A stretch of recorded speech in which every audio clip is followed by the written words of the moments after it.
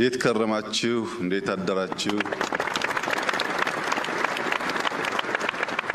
ከሁሉ አስቀድሜ ለዚህ ታሪካዊ ቀን በዚህ መልክ ለማሰባሰብ ያበቃንን ፈጣሪያችንን ለማመስገን እወዳለሁ።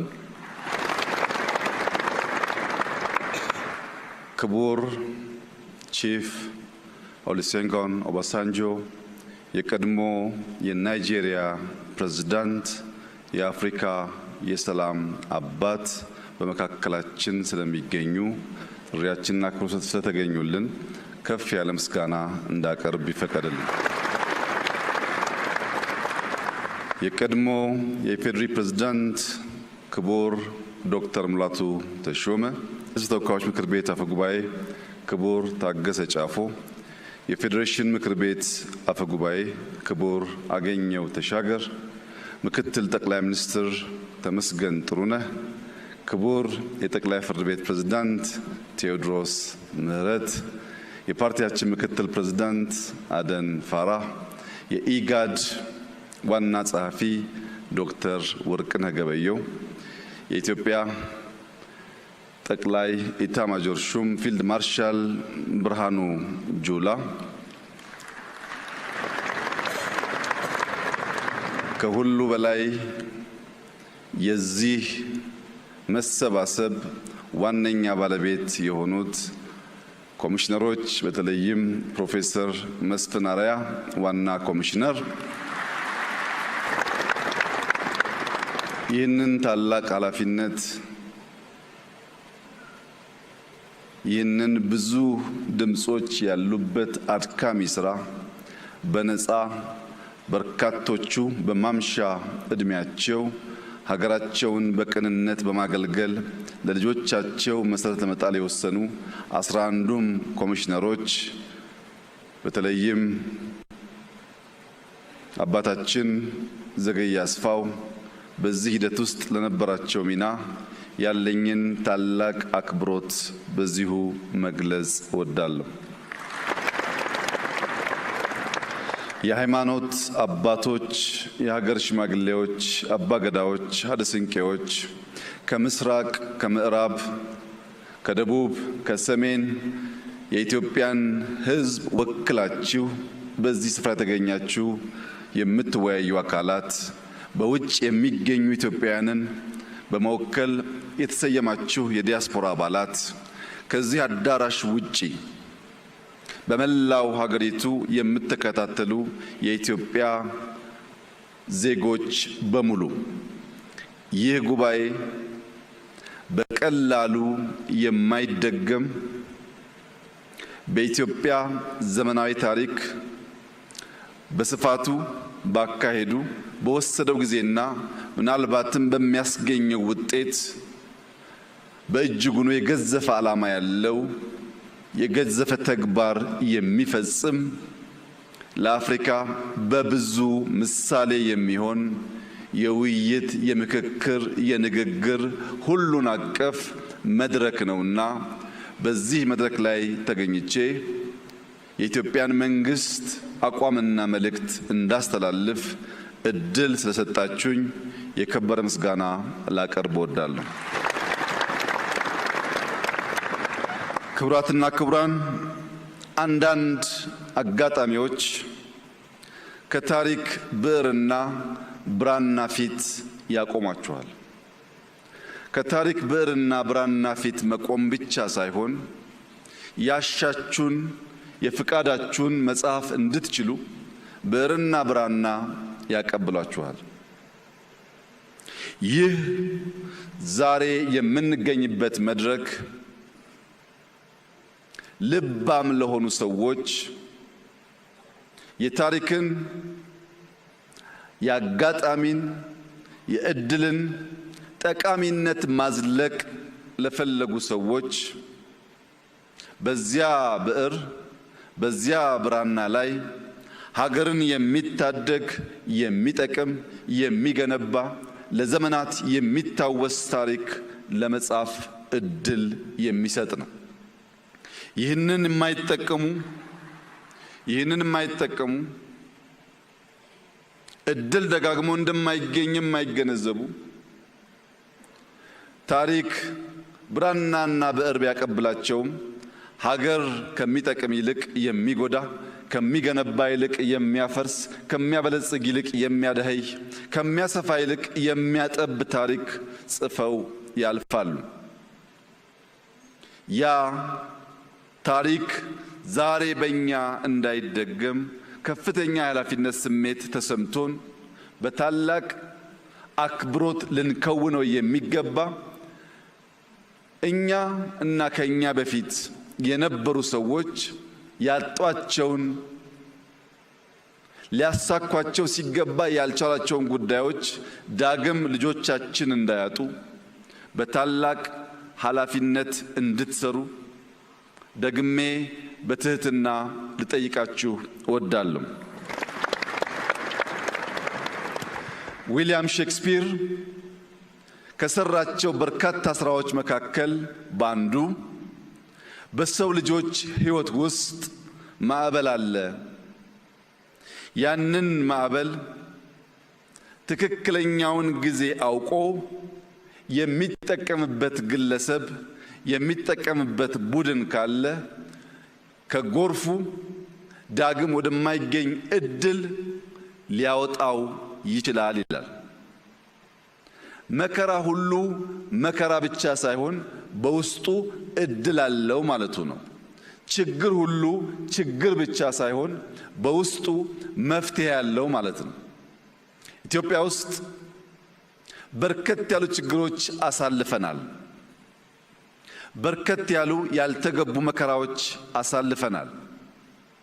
ነገር ግን ይህንን መከራ ወደ እድል መቀየር ከቻል ይህንን ፈተና ወደ ዘላቂ መፍትሄ ማሻገር ከቻል ልጆቻችን ከኛ በተሻለ ሰላም ከኛ በተሻለ ብልጽግና ከኛ በተሻለ የኑሮ ዘዬ መኖር ስለሚያስችላቸው ያንን የሚገባቸውን ያማረ የተዋበ የኑሮ ዘዬ መከተል የሚችሉ ትውልዶች መፍጠር እንድንችል ይህንን መልካም አጋጣሚ ይህንን የመከራ ወራትና ዘመን ወደ እድል መቀየር የምንችል የምትችሉ እንድትሆኑ እንድንሆን ምኞቴ ከፍ ያለ ነው።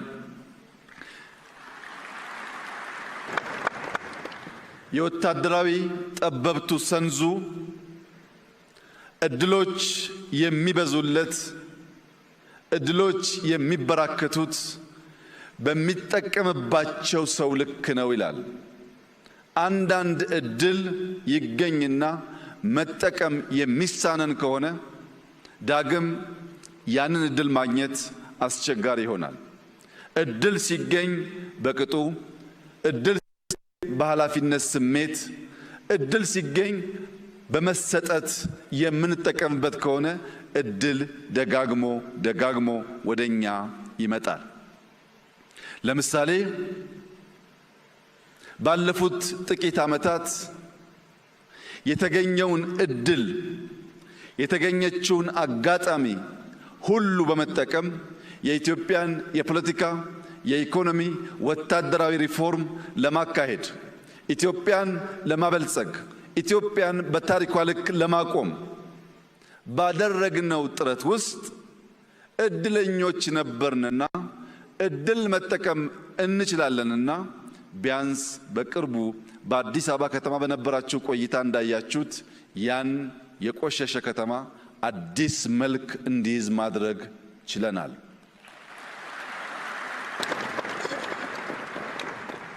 ዛሬም የምናገኛትን እያንዳንዷን ደቂቃ እያንዳንዷን ሰዓት እያንዳንዷን ቀን እንደ ታላቅ እድልና ስጦታ በማመን በመጠቀም የኢትዮጵያን ብልጽግና መሰረት ለመጣል ደከመን ሰለቸን ሳንል የምንተጋ መሆናችንን በድጋሚ ላረጋግጥላችሁ እወዳለሁ። ይህ ምክክር ለምን አስፈለገ?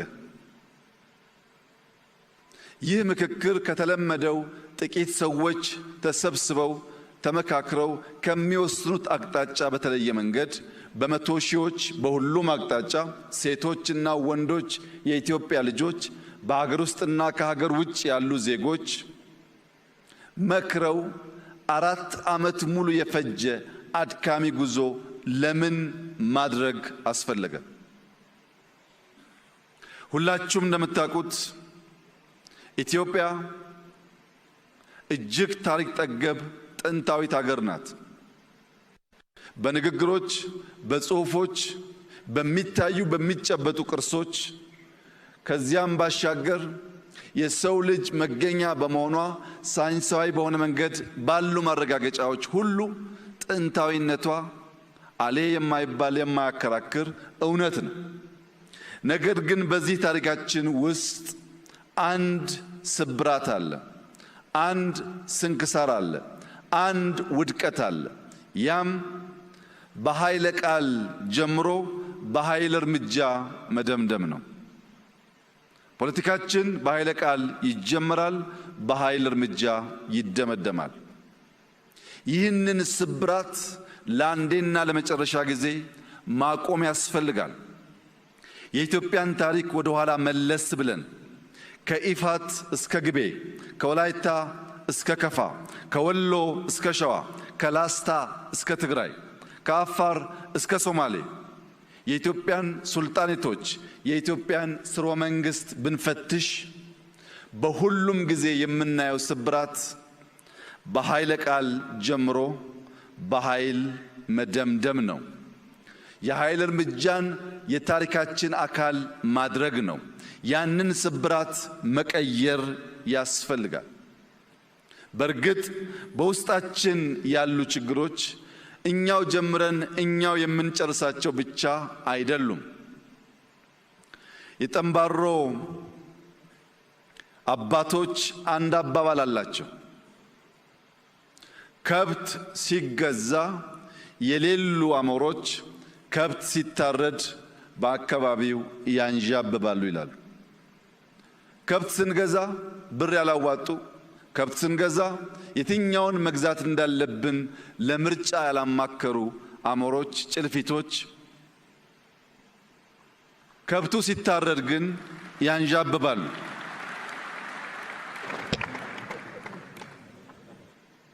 ኢትዮጵያ ውስጥ ኮሽ ሲል ያደፈጡ የሚነቁ የዘመናት ያልተቋረጠ የጠላትነት ስሜት ያላቸው አገራት አሉ።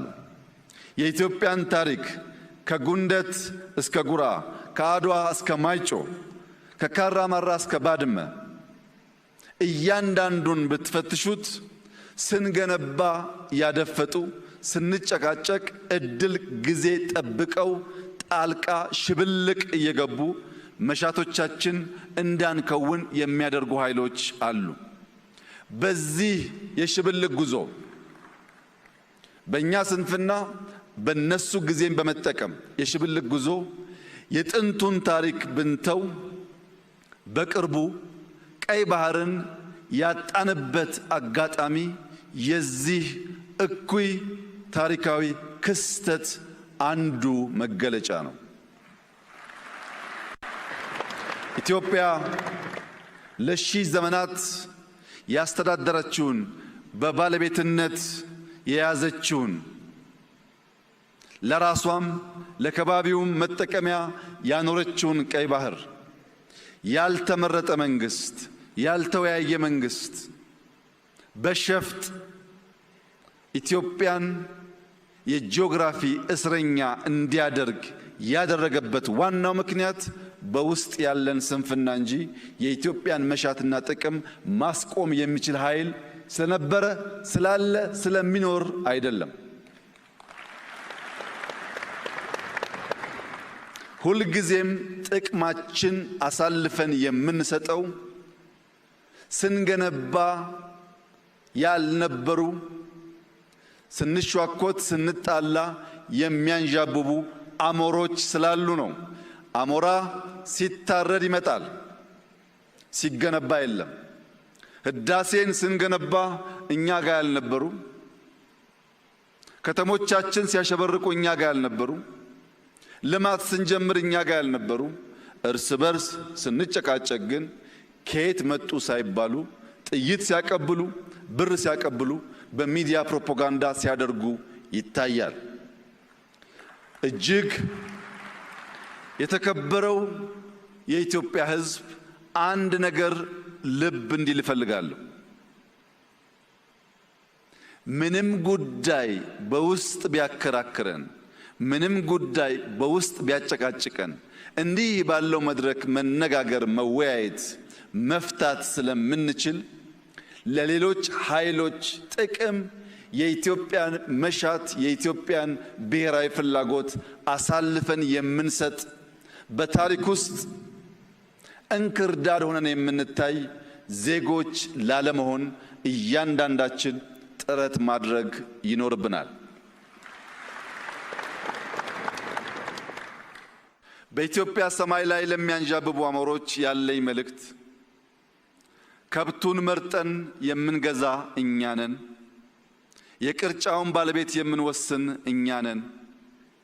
የተረፈንን የማንፈልገውን ካልሆነ በቀር የትኛውም አሞራ በጉልበት ከየትኛውም ቅርጫ መደብ ላይ አንዲት ኪሎ ስጋ መውሰድ እንደማይችል ላረጋግጥላቸው እፈልጋለሁ። ስንፈልግ ስንወድ ለማጋራት ዝግጁ ነን። ከፍቃዳችን ውጭ ግን ለሺህ ዓመታት የኖረች የጸናች ኢትዮጵያ በቀላሉ በማይበጠስ ክር በማይበጠስ ገመድ የተሰናሰለች ኢትዮጵያ አሁን ባለው ፕሮፓጋንዳ ትዘናጋለች፣ ጥቅሟን አሳልፋ ትሰጣለች ብሎ መገመት ከንቱ ምኞት ስለሆነ ከወዲሁ የእኛን ታሪክ በትክክለኛው መንገድ አገላብጣችሁና አውቃችሁ ቀልባችሁን በመመለስ ለጋራ ጥቅም በጋራ እንድንሰራ ጥሪዬን ላቀርብላችሁ እፈልጋለሁ። በዚህ ሁሉ መከራ ውስጥ ታዲያ ኢትዮጵያ እንዴት ጸናች? የጽናታችን ምስጢር ምንድን ነው ያላችሁ እንደሆነ ሽምግልና፣ ንግግር፣ ይቅርታ፣ ካሳ የሚባሉ ሳይንስ በቀላሉ መርምሮ ፈትሾ ሊመልሳቸው የማይችሉ ድልብ ሀብት በእኛ ሕዝብ ልምምድ ውስጥ ነበረ። ይጋጫል፣ ግን ይነጋገርና በይቅርታ በካሳ ይፈታል። ይህ ንግግርና የይቅርታ ባህላችን ኢትዮጵያን አጽንቷል። ይህ ውይይት፣ ይህ ምክክር፣ ይህ ንግግር በዚያ ባህላችን ላይ የሚንተራስ ከሆነ ለእኛ ብቻ ሳይሆን ለሚቀጥሉት በርካታ አስርት ዓመታት የሚዘልቅ የሚያቆይ መሰረት መጣል ይችላል። ከባህላችን፣ ከማንነታችን፣ ከታሪካችን ሳንነቀል ፈቅደን ወደን በደስታ በፍቅር ስሜት በኃላፊነት ስሜት ይህንን ውይይት የምናካሂድ ከሆነ ካለምንም ጥርጥር ልጆቻችን የበለጸገች የጸናች ኢትዮጵያን መረከብ የሚችሉ ይሆናል። ይህ ባህላችን በቀጥታ ከዋርካ ዛፍ ጋር የተሳሰረ ነው። ኢትዮጵያና ዋርካ ከፍተኛ ቁርኝት አላቸው። በዋርካ ስር ሽምግልና እንቀመጣለን። በዋርካ ስር ለትዳር ሽምግልናን እንጠይቃለን። በዋርካ ስር የሃይማኖት ትምህርቶች እንማራለን። በዋርካ ስር አባቶች ዘር ያስቆጥሩናል። በዋርካ ስር እንማማራለን። በዋርካ ስር እናርፋለን። ባለፉት ጥቂት ዓመታት ዋርካን የመቁረጥ ባህል ሲሰፋ ምክክሩ እየቀነሰ ንግግሩ እየቀነሰ አንተ ትብስ አንቺ ትብሽ የሚለው ባህላችን ከኔ ወዲያማ እኔ ብቻ እኔ ካላልኩ እኔ የምፈልገው ካልሆነ የሚል አደገኛ ልምምድ ተቀየረ። ለዚህ ነው እንትከል፣ ተስፋን እንትከል፣ ዋርካን እንትከል፣ ምክክርን እንትከል፣ ውይይትን እንትከል፣ ይቅርታን እንትከል፣ በጋራ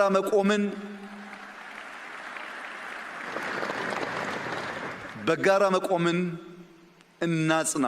በዚያ ብቻ ነው ሁላችን ተጠቃሚ፣ ሁላችን አሸናፊ የምንሆነው። የኦሮሞ አባቶች ተርቱ አፋን ጋሪ አፈጋሪ ጫላ ይላሉ። መልካም ንግግር ከመልካም አልጋ የተሻለ ያሳርፋል ማለት ነው። ሰው በውስጡ ነገር ካለው ምንም አልጋው ያማረ ቢሆን ይገላበጣል እንጂ አይተኛም። ውስጡ ያረፈ ሰው ግን መደብ ላይም ቢሆን ድንጋይ ተንተርሶ መተኛት ይችላል። ውስጣችን ሰላም እንዲሆን መልካም እንቅልፍ እንድንተኛ ለሰፈሬ እኔ ወገኔ ለምለው ለኔ ከባቢ ብላችሁ ሳይሆን ለኢትዮጵያ ብላችሁ እንድትመክሩ በታላቅ ትህትና አደራ ልላችሁ ፈልጋለሁ። ለዛሬ አትምከሩ፣ ለነገ ምከሩ። ለናንተ አትምከሩ፣ ለልጆቻችሁ ምከሩ። አሁን የምንመካከረው ስለ ትናንትናው አይደለም። የትናንትናን ችግር ፈተን ለነገ መልካም መሰረት ለማኖር ነውና እያንዳንዱ ተወያይ እያንዳንዱ ተወካይ ልጆቹን እያሰበ ለመመካከር የወሰነ መሆን አለበት። ይህንን ስናደርግ ግን የአፋር አባቶች ምክር ከልባችን ማቆየት አለብን። አፋሮች አንድ ቦታ ተቀምጠህ አንድ ቦታ ሆነ በዚያኛው ወገን ያለውን ችግር ልትረዳ አትችልምና ተነስ፣ ሂድ፣ ያኛው ወገን ምን እንደሚያስብ ምን ጥያቄ እንዳለው አድምጥ። ሳትሄድ ሳታደምጥ ሳትጠይቅ የወል የሆነ የጋራ የሆነ መፍትሄ ልታመጣ አትችልም ይላሉ። ሶማሌዎች ጥያቄ አላቸው፣ አፋሮች አድምጧቸው። ትግራዮች ጥያቄ አሏቸው፣ ወላይታዎች ሲዳማዎች አድምጧቸው። ዳሰነች አሌ ጥያቄ ያለው ኦሮሞዎች አማሮች አድምጧቸው። በተለይ ኦሮሞዎችና አማሮች ዳሰነችን ኮንሶን አሌን ካላደመጣችሁ ኢትዮጵያን ልታጸኑ አትችሉም። ምንም ጥርጥር የለውም። በቁጥር ትላልቅ ህዝቦች ናችሁ። ትናንሾቹን ካላከበራችሁ ትናንሾቹን ካላደመጣችሁ በቁጥር ብቻ የኛ ፍላጎት ይሁን ካላችሁ ይህ ውይይት አይሳካም።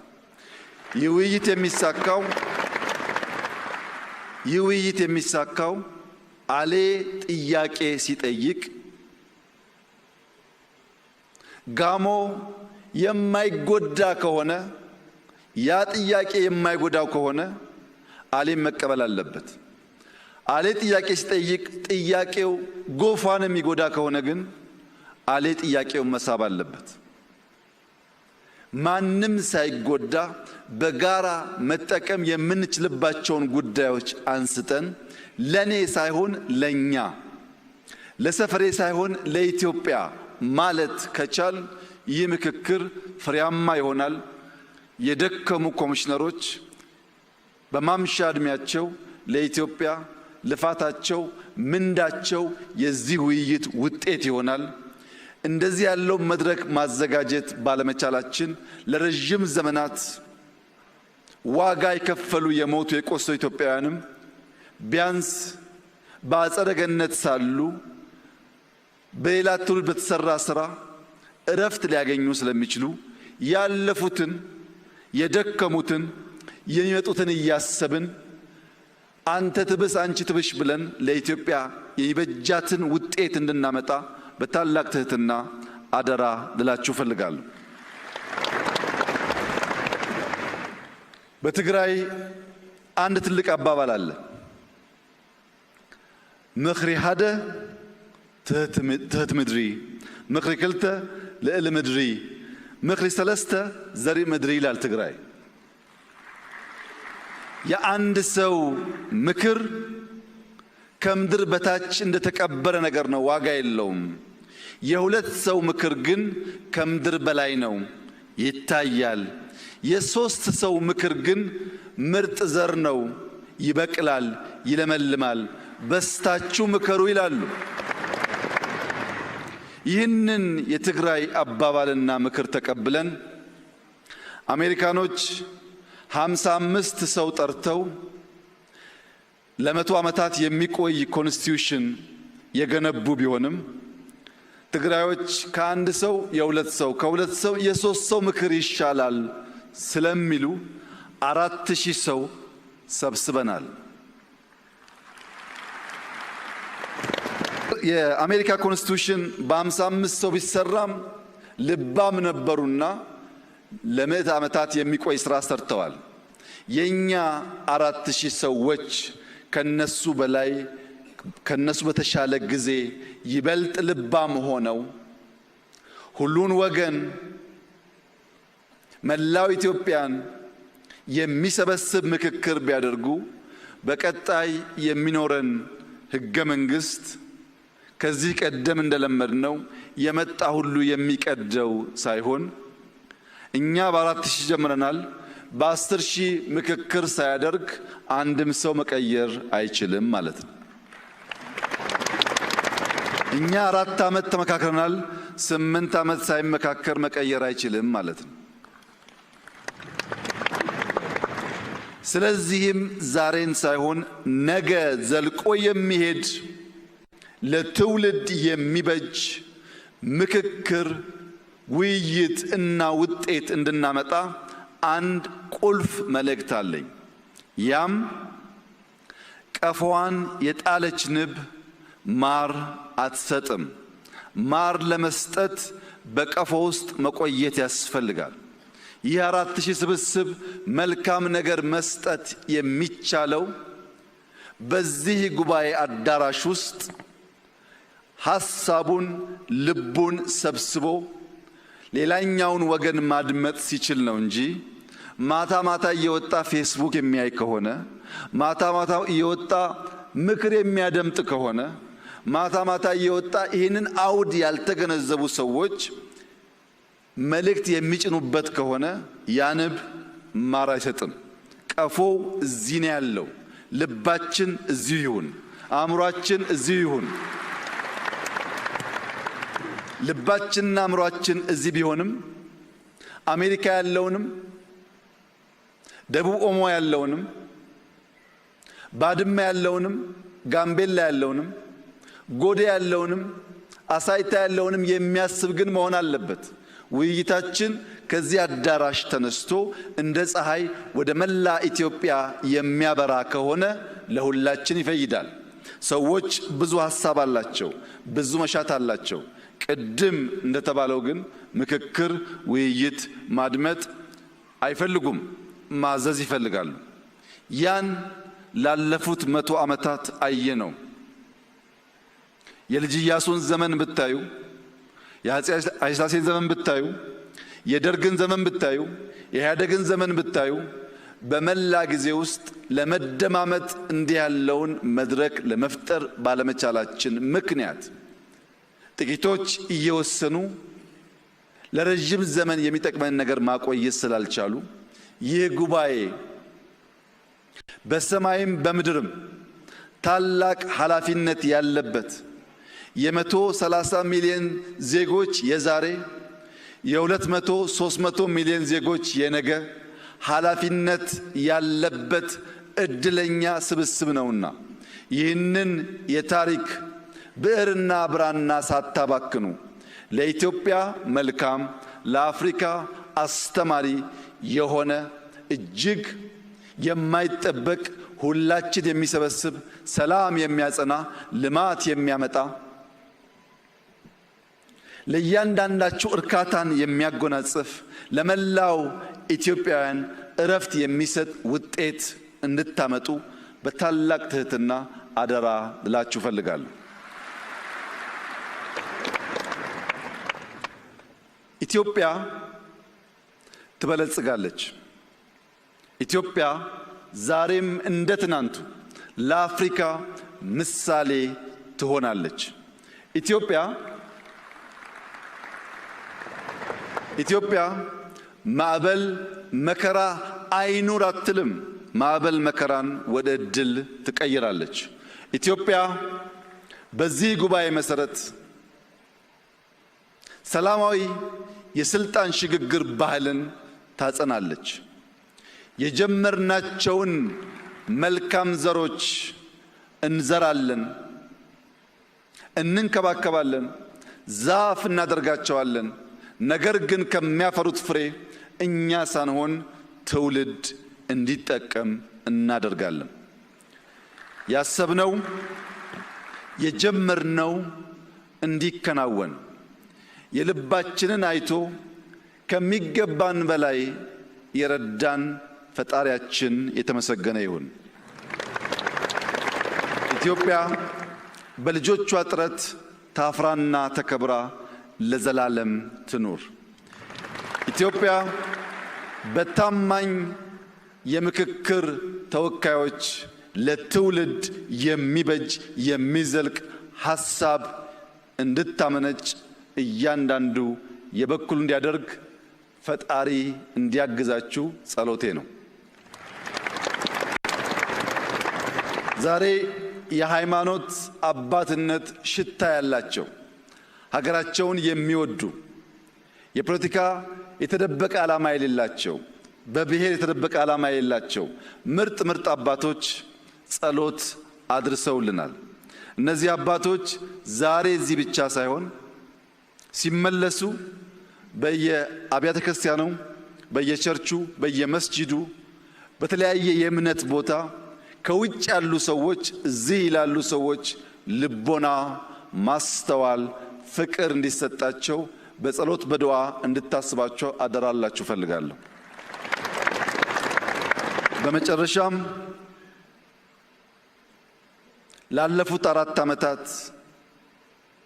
በብዙ ችግር ፈተና ውስጥ ይህ ጉዳይ ለዚህ እንዲበቃ ያደረጋችሁ የምክክር ኮሚሽን አባላት በሙሉ ለኢትዮጵያ ታላቅ ውለታ ውላችኋል።